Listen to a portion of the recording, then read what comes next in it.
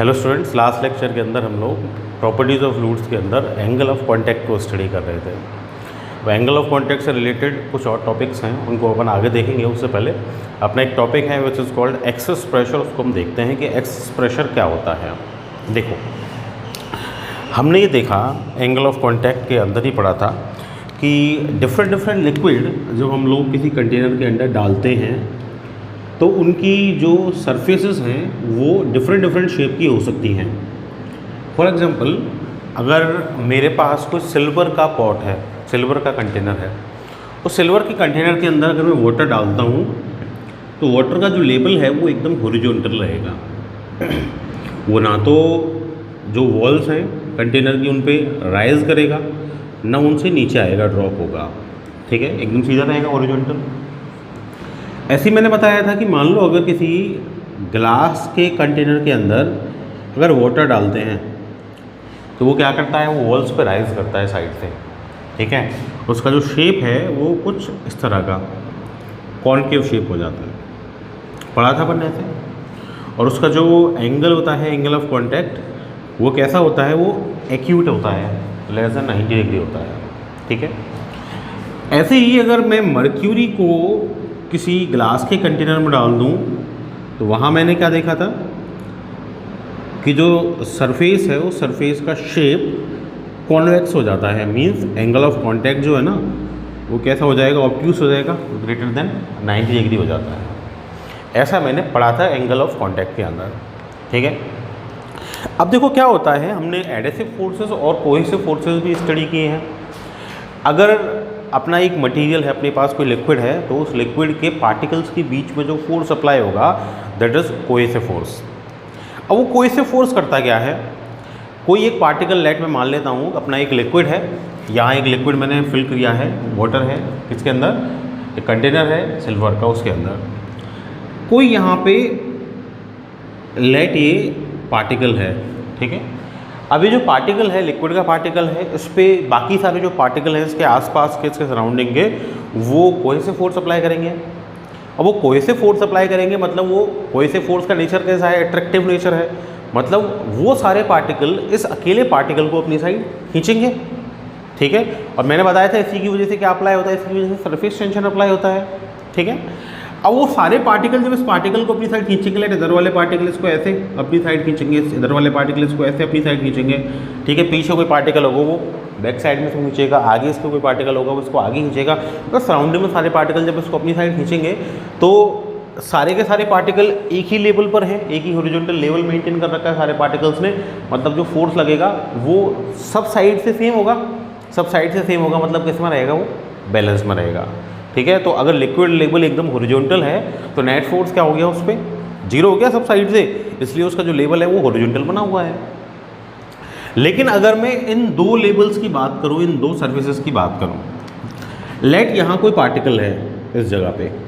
ठीक है, इस जगह पे जो पार्टिकल है उस पर यहाँ जो पार्टिकल है वो ऐसे फोर्स लगाएगा, यहाँ ये वाला, यहाँ कोई पार्टिकल है वो ऐसे टेंजेंशियल डायरेक्शन में ऐसे फोर्स लगाएगा।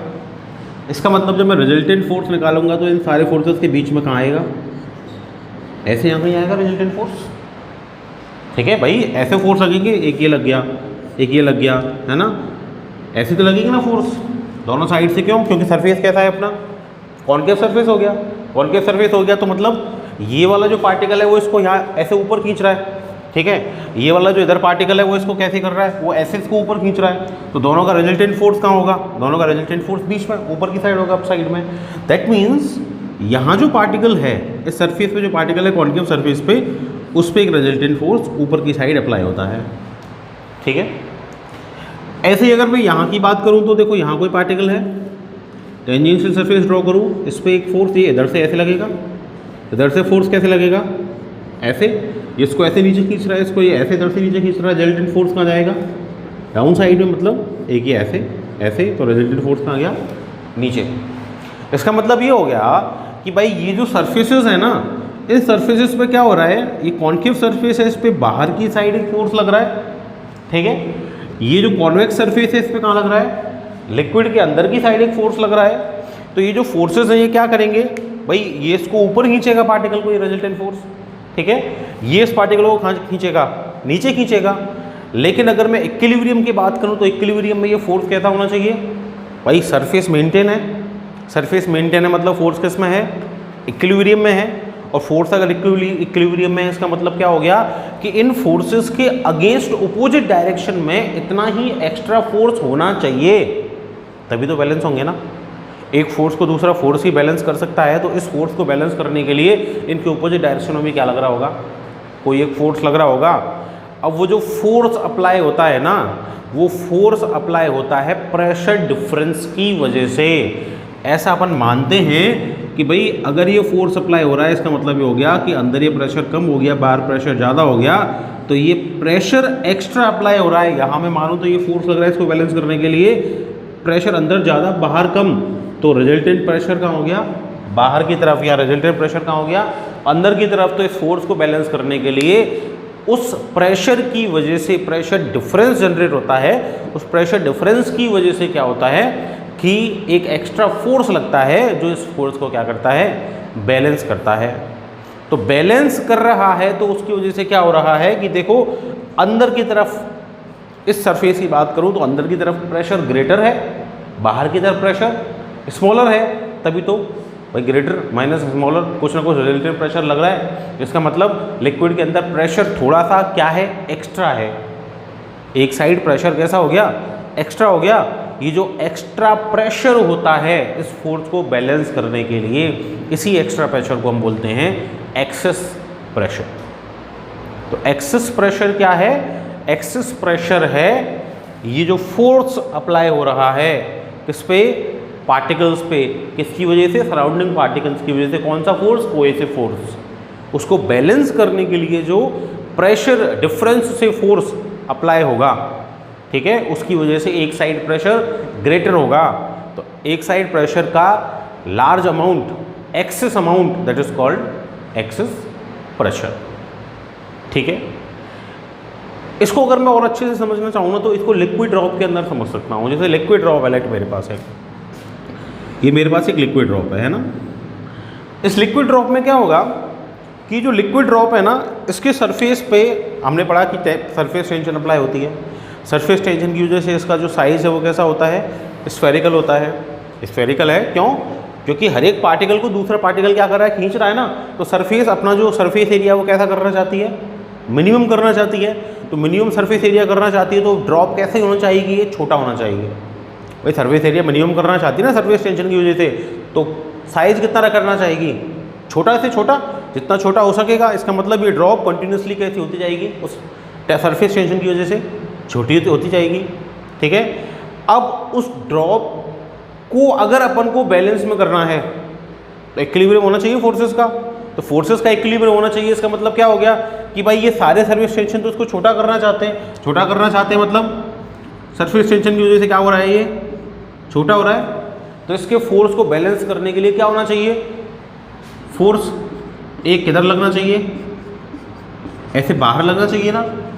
कैसे लगेगा, वो लगेगा प्रेशर डिफरेंस की वजह से, जिसकी वजह से क्या होता है कि अंदर प्रेशर ग्रेटर, बाहर प्रेशर स्मॉलर। और इसकी वजह से क्या होता है कि भाई प्रेशर डिफरेंस जनरेट होता है। उस प्रेशर डिफरेंस की वजह से ये जो सरफेस टेंशन की वजह से लगने वाला फोर्स है क्या हो जाता है, बैलेंस हो जाता है। तो उस फोर्स को बैलेंस करने के लिए अंदर की तरफ प्रेशर क्या होना चाहिए, ग्रेटर होना चाहिए। वाटर ड्रॉप के अंदर जो प्रेशर है वो कैसा होना चाहिए, ग्रेटर होना चाहिए। तो ये जो ग्रेटर अमाउंट है ना प्रेशर का, किसके अंदर, वाटर ड्रॉप के अंदर, यही क्या है, एक्सेस प्रेशर है। ठीक है, इस एक्सेस प्रेशर को हम लोग फाइंड कर सकते हैं, वाटर ड्रॉप के लिए फाइंड कर सकते हैं, है ना। कोई सोप बबल होस के लिए फाइंड कर सकते हैं, कोई वाटर के अंदर एयर बबल होस के लिए फाइंड कर सकते हैं, है ना। क्यों, क्योंकि इन सरफेस टेंशन तो तीनों ही जगह पे लगेगा। तो अपना नेक्स्ट टॉपिक अपन देखते हैं, access pressure in water drop. देखो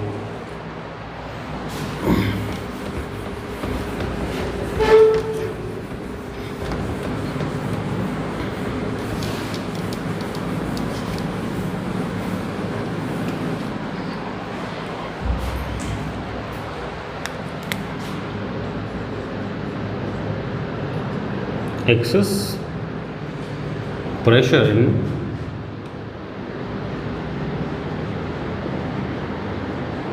water drop। अब मैंने आपको रीजन तो बता दिया कि एक्सेस प्रेशर कैसे जनरेट होता है कि भाई वाटर ड्रॉप है, वाटर ड्रॉप के ऊपर क्या होगा कि पार्टिकल्स पे आपस में सरफेस टेंशन अप्लाई होगी, और वो जो सरफेस टेंशन अप्लाई होगी उसके साइज कैसा होना चाहिए, उसका मिनिमम छोटा होना चाहिए। उसको बैलेंस करने के लिए अंदर प्रेशर, ड्रॉप के अंदर प्रेशर ग्रेटर, बाहर pressure smaller, pressure difference generate होगा, उसकी वजह से वो फोर्स कैसा होगा, बैलेंस होगा। ठीक है, और वो फोर्स को बैलेंस करने के लिए जो एक्स्ट्रा प्रेशर है अंदर, उसी को अपन क्या बोल रहे हैं, एक्सेस प्रेशर बोल रहे हैं। ठीक है, अभी वाटर ड्रॉप पे जो एक्सेस प्रेशर लगेगा, ये तो अपनी वाटर ड्रॉपलेट स्फेरिकल हो गई है ना, ये अंदर की तरफ तो सरफेस टेंशन, ठीक है, टी से नोट कर लूँ। ठीक है, और बाहर ये एक्सेस प्रेशर की वजह से लेट बाहर तो pressure P out, P not है, अंदर प्रेशर क्या है, पी इन। तो प्रेशर डिफरेंस कितना होगा, pressure difference P internal minus का पी आउटसाइड, पी एक्सटर्नल कुछ भी लिख दो, चलो पी एक्सटर्नल लिख देता हूँ, पी ई, इसको पी नोट से नोट कर दूँ। जो एक्सेस प्रेशर का अमाउंट होगा वो क्या होगा, P naught equal to P I minus P E, अंदर ज़्यादा है बाहर कम है। ठीक है, जिसकी वजह से क्या जनरेट हो रहा है, एक्सेस प्रेशर जनरेट हो रहा है। ठीक है, ये क्या करेगा, बैलेंस करेगा।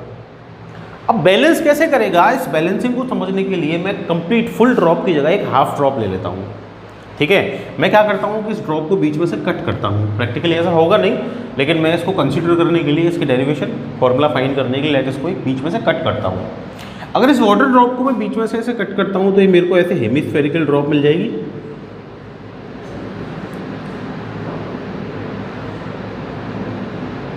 इस तरह की हेमिस्फेरिकल ड्रॉप मेरे को मिलेगी। ठीक है, अब इस हेमिस्फेरिकल ड्रॉप की अगर मैं बात करूँ तो देखो, इस हेमिस्फेरिकल ड्रॉप पे, इसी में से लिया है मैंने ये सब, है ना। अब जो सरफेस टेंशन अप्लाई होता है वो कहाँ अप्लाई होता है, वो अप्लाई होता है सरफेस पे। ठीक है, सरफेस पे जो पार्टिकल हैं वो एक दूसरे को क्या करते हैं, पुल करते हैं, एक दूसरे को पुल करते हैं, किससे, कोई से फोर्स से, उसी की वजह से सरफेस टेंशन अप्लाई होता है। इसके सामने देखो, ये जो सेकंड वाला पार्ट है ना ड्रॉप का, इसी के सामने मैंने रखा है, लाइट इसके मैंने ये दो पीस कर दिए हैं बिल्कुल सेंटर से। तो क्या होगा कि देखो यहाँ जो पार्टिकल्स है ना, ये इस पे पेरीमीटर पे क्यों, क्योंकि भाई सरफेस तो कहाँ है, सरफेस तो ये है ना, पीछे वाला सरफेस है ना। ये जो इधर आपको दिख रहा है ये तो कौन सा पार्ट है, अंदर वाला पार्ट है। ठीक है, जो प्रैक्टिकली अपन को दिखता ही नहीं है कभी। तो जो सरफेस टेंशन अप्लाई होगी वो कहाँ अप्लाई होगी, यहाँ, भाई यही तो अप्लाई होगी। इस पार्टिकल को इसके जस्ट सामने अदर हाफ का जो पार्टिकल है वो क्या करेगा, ऐसे अपनी साइड खींच रहा होगा। यहाँ जो पार्टिकल है उसको ये वाला पार्टिकल की साइड खींच रहा होगा, यहाँ जो पार्टिकल है उसको ये वाला पार्टिकल, इधर वाला पार्टिकल की साइड खींच रहा होगा। तो मतलब इन पे ऐसे फोर्स कौन लगा रहा होगा, इसका ऐसे अदर हाफ अप्लाई कर रहा होगा ना। तो इसका मतलब क्या हो गया कि भाई ये जो हाफ पोर्शन है ड्रॉप का,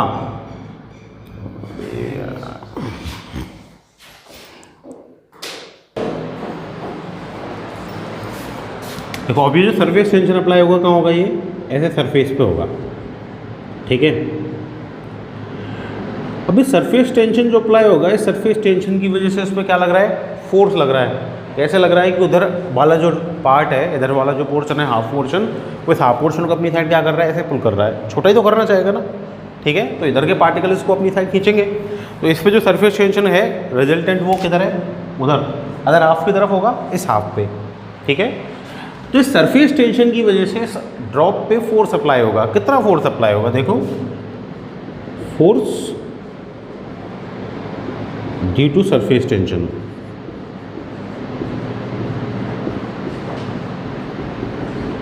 ठीक है, फोर्स फाइंड करना है मुझे। क्या होता है भाई surface tension T equal to क्या होता है, F अपॉन L। ये फॉर्मूला था ना, फोर्स पर यूनिट लेंथ होता है सरफेस टेंशन। तो F इक्वल टू क्या हो जाएगा, T इंटू L। लेंथ कितनी होगी, पेरीमीटर की लेंथ लेनी है मुझे, तो क्योंकि सरफेस टेंशन सरफेस पर ही अप्लाई होता है। सरफेस किधर हो गया, पेरीमीटर पे हो गया। ठीक है, तो कितना हो जाएगा ये F due to surface tension, Fs कर देता हूँ उसको, कितना हो जाएगा T और इनटू क्या हो जाएगा 2πr। ठीक है भाई, ये होना चाहिए। अब देखो क्या होगा, अब इस सरफेस टेंशन को बैलेंस कौन करता है, बताया मैंने, एक्सेस प्रेशर, ठीक है। वो किधर लगेगा, अंदर, ऐसे, ठीक है। किस सरफेस पे, इसी सरफेस पे। भाई प्रेशर तो किस पे लगेगा, एरिया पे लगता है ना प्रेशर, तो एरिया कौन सा, ये हाफ जो ड्रॉप का एरिया होगा इधर से, इस पे लगेगा ना सर, ये तो एक्सेस प्रेशर, तो ठीक है। कितना है excess pressure, P naught equal to P I minus B, वो तो जो भी होगा, लेकिन मैं पी नॉट लेके चलता हूँ, एक्सेस प्रेशर है ये, ठीक है। अब फोर्स कितना लगेगा due to excess pressure, force due to excess pressure क्या होता है, pressure equal to force upon area, force equal to pressure into area. तो प्रेशर एक्सेस पी नॉट और इनटू एरिया क्या हो जाएगा, pi are square. Equation second, equilibrium में जब होंगे,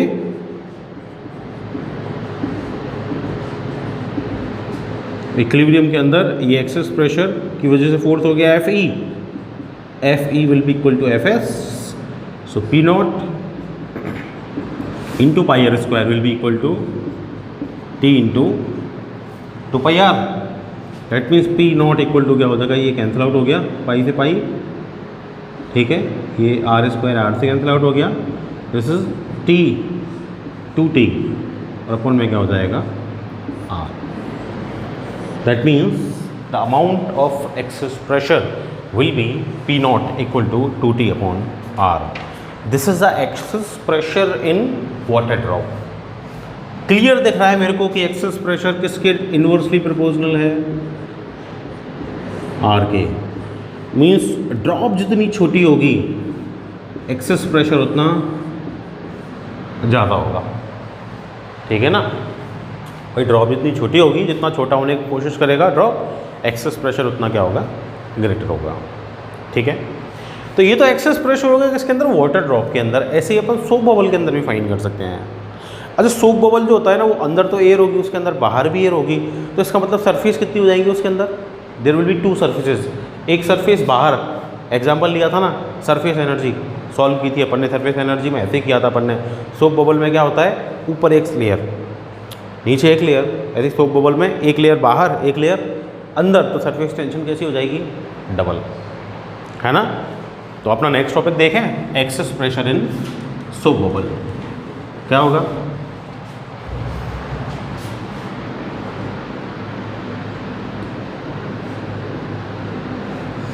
सोप बबल के अंदर सेम एक्सेस प्रेशर तो होना है, बैलेंस करेगा उसको, ठीक है।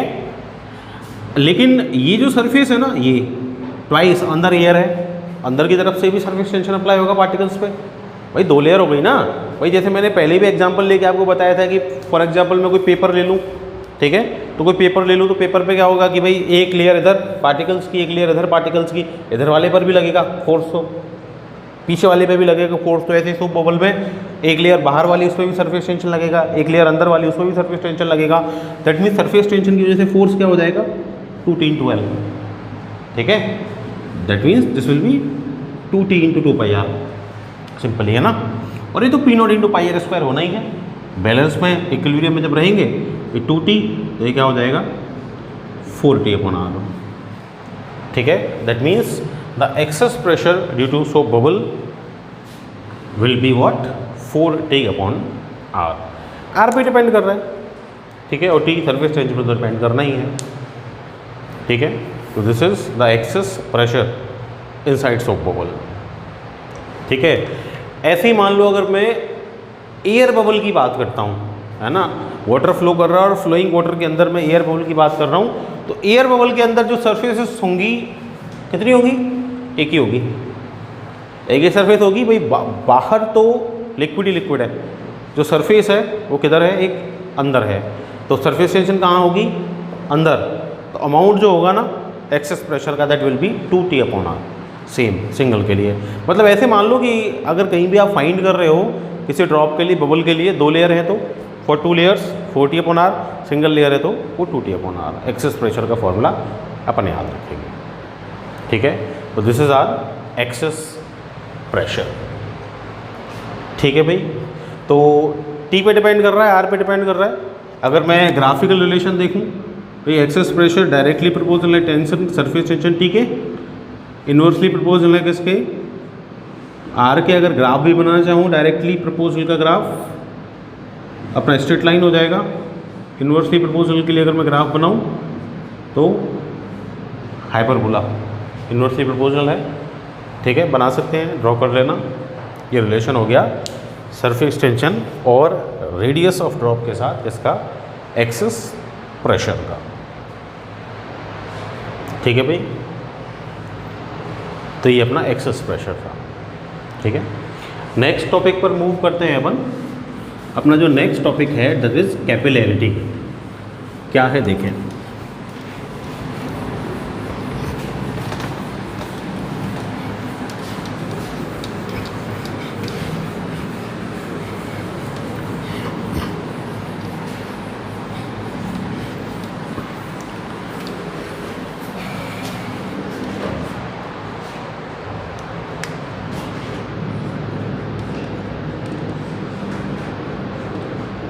देखो क्या है कैपिलैरिटी।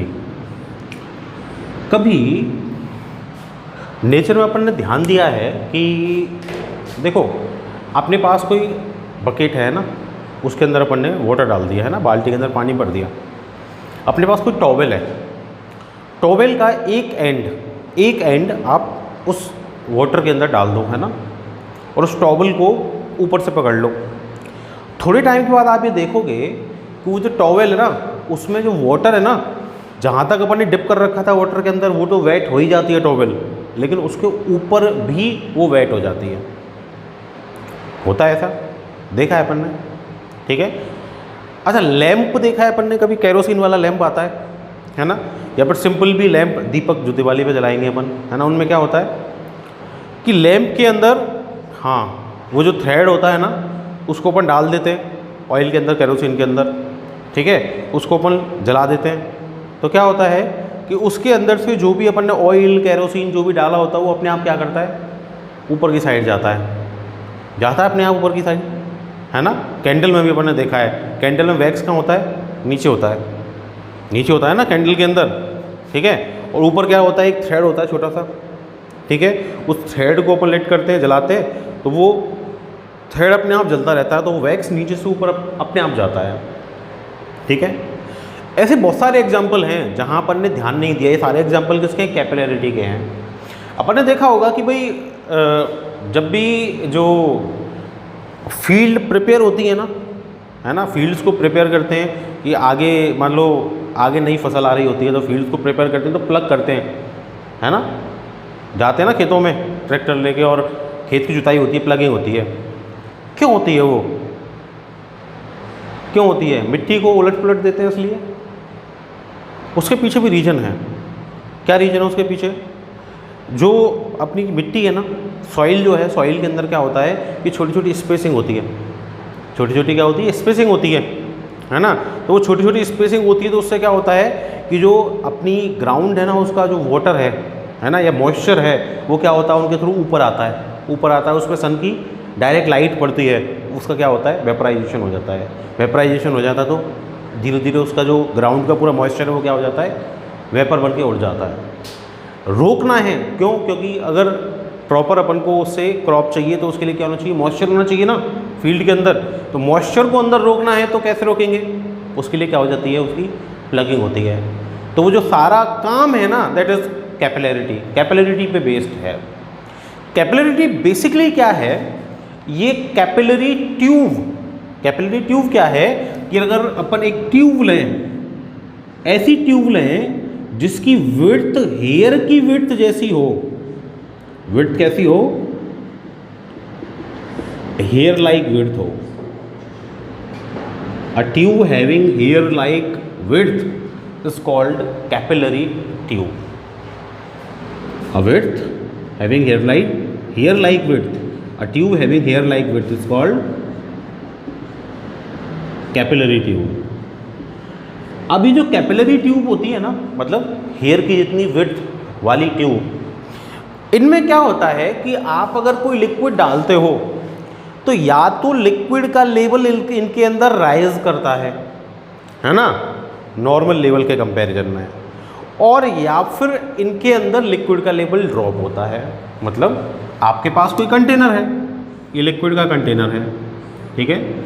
इस कंटेनर के अंदर लिक्विड फिल कर रखा है आपने, ठीक है, ऐसे लिक्विड फिल कर रखा है। ये दूसरा कंटेनर है, इसके अंदर भी ऐसे आपने लिक्विड फिल कर रखा है। आपने लाइट इसके अंदर कैपिलरी ट्यूब डाल दी, ठीक है।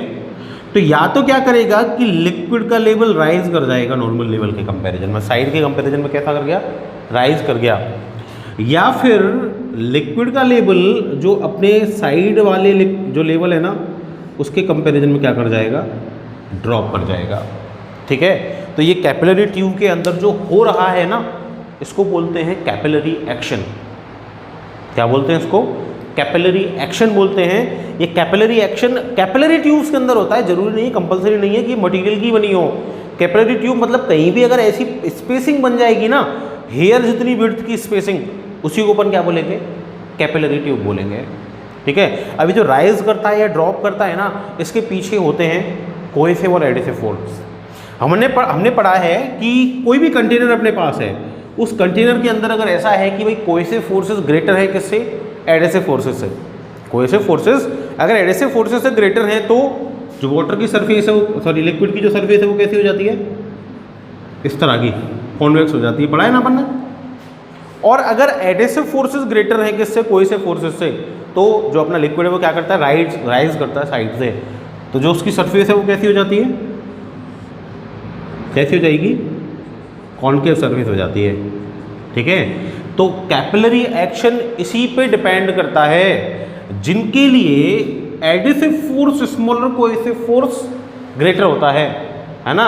जो साइड से जिनका लेवल कैसा आता है, डाउन आता है, वो लिक्विड सारे के सारे कैपिलरी ट्यूब के अंदर क्या करते हैं, डाउन जाते हैं, मतलब उनका जो लेवल है ना वो क्या होगा, ड्रॉप होगा कैपिलरी ट्यूब के अंदर। लेकिन अगर अपना जो लिक्विड है, अपन ने ऐसा लिक्विड डाला है जिस लिक्विड के लिए कोहेसिव फोर्स कैसा है, स्मॉलर है, एडिसिव फोर्स ग्रेटर है, तो वो सारे लिक्विड कैपिलरी ट्यूब के अंदर क्या करते हैं, राइज करते हैं। इसको अपन बोलते हैं capillary rise and capillary drop, ठीक है। अब जिन एग्जांपल्स की मैंने अभी थोड़ी देर पहले बात की ना, वो सारे एग्जांपल्स कैपिलरी राइज या कैपिलरी ड्रॉप के ही हैं। जैसे मैं किसकी बात कर रहा था, लैंप की बात कर रहा था, ठीक है। तो लैंप में क्या हो रहा है, लैंप में अपन ने थ्रेड डाला, थ्रेड के बीच में क्या होगी, स्पेसिंग बन जाएगी, कैसी, हेयर लाइक स्पेसिंग। तो स्पेसिंग बन गई है ना, एयर स्पेसिंग बन गई। स्पेसिंग वो किसकी तरह वर्क करेगी, कैपिलरी ट्यूब की तरह वर्क करेगी। तो आपने जब उस टॉवेल को डाला किसके अंदर, बकेट के अंदर, है ना, या आपने उस थ्रेड को डाला किसके अंदर, लैंप के अंदर, तो क्या हो गया, वो ऑयल कहाँ जाएगा, ऊपर जाएगा थ्रेड के थ्रू। क्यों, उसमें क्या बनी हुई है, स्पेसिंग बनी हुई है, उसके अंदर क्या बनी हुई है, कैपिलरी ट्यूब बनी हुई है, ठीक है। ऐसे ही जो आपकी टॉवेल है उसमें क्या है, अंदर स्पेसिंग से थ्रेड के बीच में, थ्रेड के बीच में कैपिलरी एक्शन होगा, कैपिलरी एक्शन होगा तो वो लिक्विड का लेवल जो वाटर है वो कहाँ जाएगा, ऊपर जाएगा। इसकी वजह से अपनी जो टॉवेल है वो कैसी हो जाएगी, वो वेट हो जाएगी, है ना। वही बात मैं फील्ड्स में कर रहा था, फील्ड में क्या हो रहा है, सॉइल में स्पेसिंग बन रही है, कैसी स्पेसिंग, एयर स्पेसिंग। सॉइल के अंदर एयर स्पेसिंग बन रही है, और एयर स्पेसिंग किसकी तरह वर्क कर रही है, कैपिलरी ट्यूब की तरह वर्क कर रही है। उसकी वजह से क्या हो रहा है कि ग्राउंड का जो मॉइस्चर है वो कहाँ जा रहा है, ऊपर, नीचे से कहाँ जा रहा है, ऊपर, ग्राउंड में रहेगा, डायरेक्ट कॉन्टैक्ट में नहीं आएगा सन के में, तो वेपराइजेशन नहीं होगा, मॉइस्चर वहीं रहेगा, क्रॉप सही से होगी। लेकिन अगर वहाँ पे कैपिलरी ट्यूब बनी हुई है तो क्या होगा, वो मॉइस्चर धीरे धीरे कहाँ आएगा, ऊपर आता जाएगा, ऊपर वाला वेपराइजेशन होता जाएगा, नीचे वाला ऊपर आता जाएगा, तो धीरे धीरे वो जो ग्राउंड का वाटर है उसका क्या हो जाएगा, वेपराइजेशन, ठीक है। तो क्या करते हैं, प्लगिंग करते हैं। उससे क्या होता है, प्लगिंग की, है ना, खेतों में हल चलाते हैं, उससे क्या होता है कि वो कैपिलरी ट्यूब्स क्या हो जाती है, ब्रेक हो जाती है, टूट जाती हैं। मिट्टी उलट पलट दी अपन ने, कैपिलरी ट्यूब्स टूट गई, तो कैपिलरी ट्यूब्स अगर ब्रेक हो गई तो वाटर ऊपर राइज नहीं करेगा, कहाँ रहेगा, ग्राउंड पर रहेगा। ग्राउंड पर रहेगा तो ग्राउंड का मॉइस्चर मेंटेन रहेगा, ग्राउंड का मॉइस्चर मेंटेन रहेगा, तो उससे क्या होगा, क्रॉप्स सही से होंगी, ठीक है। और भी अपन ने बहुत सारे एग्जांपल्स देखे हैं। मान लो आपके पास कई बार अपन ये नोटबुक लेके आते हैं ना, एक तो ये ब्लैक पेपर वाली नोटबुक लाते हैं, बैक, है ना, ब्लैक सा पेपर आता है, रफ पेपर, है ना, एक वाइट पेपर की लाते हैं, है ना। तो जो रफ पेपर वाली नोटबुक है ना, उसके ऊपर अगर आप अपना जेल पेन रखेंगे थोड़ी देर के लिए, तो आप ये देखेंगे कि उसमें जो इंक है ना वो स्प्रेड हो जाती है, फैल जाती है। क्यों हो रहा है ऐसा, वो रफ पेपर किससे बनाए हैं, रिसाइकिल पेपर से बनाए हैं, है ना। तो जब रिसाइकिल हुआ है तो उसके बीच में क्या रह गई है, एयर स्पेसिंग रह गई है, एयर स्पेसिंग रह गई है तो वो इसकी तरह वर्क कर रही है, कैपिलरी ट्यूब की तरह वर्क कर रही है, कैपिलरी ट्यूब की तरह वर्क कर रही है। आपने वहाँ अपना पेन रखा तो क्या होगा, वो जो इंक है ना वो उन कैपिलरी ट्यूब्स में क्या करेगी, राइज करेगी, तो वो जो इंक है वहाँ क्या हो जाएगी, स्प्रेड हो जाएगी। तो ये हमारे सारे जो फिजिकल लाइफ के एग्जाम्पल हैं वो उसके एग्जाम्पल हैं, कैपिलरी एक्शन के एग्जाम्पल हैं। अभी जो कैपिलरी राइज या कैपिलरी ड्रॉप हो रहा है इसका रीजन भी है, और इसका रीजन सरफेस टेंशन ही है। मैंने बता दिया कि भाई कोहेसिव फोर्सेस और एडिटिव फोर्सेस तो है ही, लेकिन ये तो मैं बता रहा हूँ कि रिकॉग्निशन है कि भाई जहाँ कोहेसिव फोर्सेस कैसे होंगे, ग्रेटर, किससे, एडिटिव फोर्सेस से, वहाँ क्या कर जाएगा, राइज कर जाएगा। जहाँ पे कोहेसिव फोर्सेस ग्रेटर होंगे और एडिटिव फोर्सेस स्मॉलर होंगे वहाँ क्या कर जाएगा, ड्रॉप कर जाएगा। लेकिन बेसिक रीजन क्या है इसका, सरफेस टेंशन। अब करता क्यों है और कितना करेगा वो अपन नेक्स्ट लेक्चर के अंदर देखेंगे। तो that's all for today, thank you.